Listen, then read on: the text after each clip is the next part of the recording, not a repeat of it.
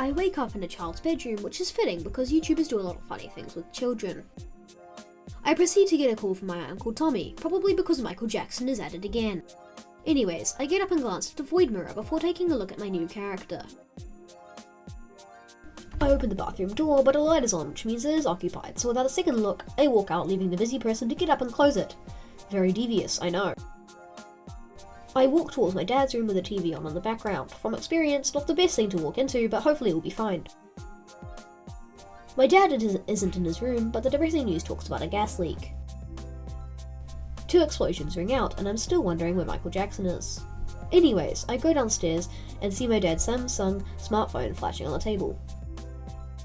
I am then encouraged to look at the prepaid mobile service machine. It seems Dad hasn't paid his monthly 2° cell service provider because he's out of charge in service. Walking through my lovely glass and wooden doors, my dad comes in opening the very expensive insurance heavy glass. Then my neighbour has the audacity to break it. I shoot him because this house is not cheap. We then hurry off. I get a pep talk about the current epidemic. Sounds kind of familiar. We then proceed to run toward Tommy, who meets us halfway and almost destroys our still and mortgage house. I get into the van and ask to play some music. Sadly, we have no radio or cell phone, so my life is pretty much over. Tommy tells a pretty funny story about some mangled family, but Dad stops him before he gets the willies. A lovely family tries to pull us over for some tea, but we keep driving, even though their kid is pretty constipated. Sad and lonely life for some. A psychotic or bold Michael Jackson tackles a young man to the ground and tries to do something funny with him. Strange amount of blood for that amount of fun. Tommy backs up because he doesn't like Smooth Criminal, as he likes Billie Jean. Tommy and Joel have a moral dispute, and as I silently cry for my bleached hero Michael Jackson. We find an opening and we drive past some people, almost hurting them. Then we get in a car crash, so tragic. I press F so many times I get gout. If it was this easy to break through a windshield, my dad might still be alive. A silly follower of Michael Jackson attacks me. Sorry bud, you're not going to be as famous. Looks like Sarah did get attacked by the Bleach King, so I have to carry her to safety. We run through the panicking streets as Sarah's crying, probably because of all the traumatizing death and destruction around her, or maybe the Fortnite event is delayed. Tommy sees the only lit alleyway and thinks it's a good idea to go in there. He probably has an unresolved Oedipal complex problem, or he's a moth. We get jumped by a gangster wannabe who thinks eating people is the goat. He, like Tommy, probably has an unresolved Oedipal problem, or he's a furry, in which case I'm happy he got shit on. Tommy thinks he does something heroic, but he could just put his gun through the door crack and shoot them all, instead he endangers me and my daughter by not shooting the rabid Michael Jackson fans. Unlike gamers, we go outside and see a lovely sight of 2 making love, or 1 eating their love. Either or, I'm in. An ice cream man without legs jumps out the corner and wants to eat me. This guy is obviously just a sad, gullible cult member. As he's selling ice cream to kids, he's probably not following Michael Jackson. The love of MJ's life has been shot. This is probably an emotional scene, but I just sit here and admire my computer hasn't crashed yet. The title then pops up on screen. Very short game, but I guess it was worth all $100. Looks like I accidentally bought the DLC, as we are now in the future. I'm now Joel, and my girlfriend wants to spend the day with me as I recount my traumatizing past when my daughter dies. Good times. Someone has been selected for the outside duty. You know they're a gamer because they don't want to do it. I wonder if video games are still popular. Much like driving drunk in a car, you need an ID to be inside the city. I like this martial law, but if they keep pulling up criminal records, I'm in trouble. Wow, I witnessed my first public execution. Talk about public fun, this is better than the medieval times. Me and my girlfriend movie walk as she hands me our ID, supposedly fake as I've done some bad things involving Michael Jackson. Looks like Michael Jackson fans are in an outrage about the documentary, so they're making their own. Not on Michael Jackson, but still, you have to admire their work ethic. We go inside an abandoned building, and after taking painstakingly long, I figure out how to heal.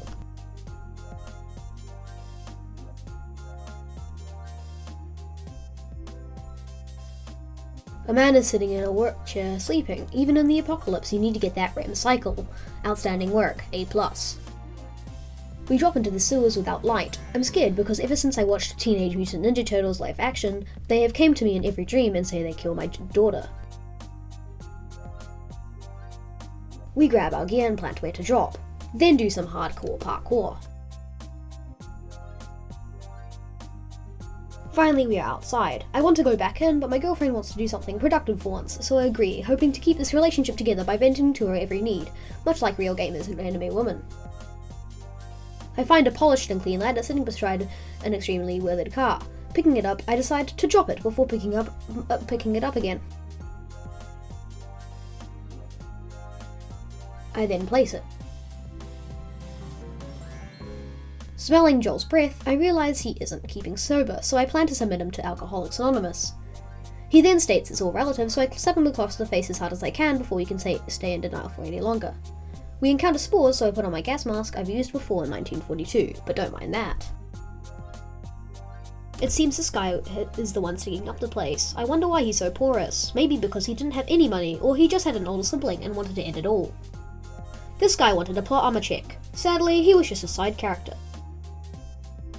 This drunken homeless man was crying, so I quickly choke him to death while he struggles to bite me. He really didn't want to give me his weed. In an apocalypse, we need all the positivity we can get. This bloody couple was feasting on a hyper-realistic human cake. I wonder how they got the details that good. I would have said they were cannibals, but after what I've seen, I'm pessimistic on that angle. I see a shining glowing box of ammo for my weapon. Now I can shoot my girlfriend over and over without worrying about my resources getting low. I walk over to this crude wooden bridge. Below me is the cake-loving couple. I really do wish them the best in life. Even though they somehow breathe in spores, I guess they really like that cake. We exit the building and breathe in some stagnant air. What a lovely smell. I hope I don't get Lyme disease after getting bitten by so many ticks and mosquitoes. We should get more scented candles. My girlfriend uses her psychonetic powers to check the area for soldiers. We then hop over a tiny wall and duck under a ladder. What an exciting life. We then find a child. Looks like Michael Jackson hasn't won yet. The little rat scampers off though and never says a word. Baby kids aren't as good as I thought. They just die or run off. That's from my experience. The kid lets us through though, and I'm still on the fence. Maybe I'm just not a good caretaker. Speaking of taking care of things, I'm looking at some dogs, but they have all been adopted. Shame, I could have had some more wolf knitting. We then pass through a dangerous-looking alleyway, and this nice man says, "You touch it, you buy it." I proceed to try everything I can to touch him, much like Michael Jackson with kids. Alright, I think that's enough Michael Jackson jokes for now. I think I've made too many Michael Jackson jokes, as we get into a gunfight with some rough-looking fellows. I try to flank them, but I think one of them sees me. Thankfully, when I get the angle on him, he's too preoccupied with my girlfriend. Talk about good bait. We get past them by shooting their brains out, and now it's time for a stealth mission. So while my girlfriend has a knife, I'll be using my brain and my hobo choking arm for this one. Shush. Shush. Shush. Shush. Now that he's dealt with, I can finally take a break. Or so I thought, but I have to deal with this man with my arm again. My girlfriend takes out the other one, and now we have to move on to the final stage. Now this one's a doozy. We see Robert, our target, talking to someone else. The game unfortunately makes us watch him leave, even though we probably could have shot him then and there, but we have to watch his smug little ass walk away without a care in the world. I mess up the stealth mission by shooting this man in the head, so me and my girlfriend now have to shoot everyone in this place or stab them. What a shame, I was looking forward to grabbing a hold on someone's head then shooting their sorry little face off. This man does something a certain celebrity does with kids, but I managed to fight him off before anything could get real. I then grab his head and decide to stab him in the neck with a shiv. This game does a good job of simulating prison. I proceed to hit a nasty clip on this man, and feel good doing it. I cave this guy's head in with a stick, and bash his dead corpse a few times to make sure he's in heaven. It's time to see Robert. I'm gonna have fun killing him because a little birdie told me he has a thing for my girlfriend. He then shoots at me when I open the door, and my girlfriend jumps out the way, narrowly missing a bullet. Robert shoots a few more times at us because he missed that clip, and then throws the empty gun on the floor. We chase after him, and I hop through a window and see he's trying to break through a metal door. He could have run the other way and gotten away easily, but he's not too bright. He then states no hard feelings, but after learning my girlfriend is called Tess, she decides no mercy. We look around to see the leader of the Fireflies right there. She has our merchandise, so we have to bend to her every will. She's like my girlfriend. Her name is Marlene, and she's going to help us get to her safe house. So after doing some parkour, opening doors, and choking out some soldiers, and Marlene grieving over some of her recruits dying, we meet Ellie, an annoying little brat with a tiny brain and a tiny knife. Apparently we're smuggling her, and neither of us are happy about it, but that's how we get our gun back. That's the end of this episode. Hope you enjoy. Stay tuned for more Last of Us content. Goodbye.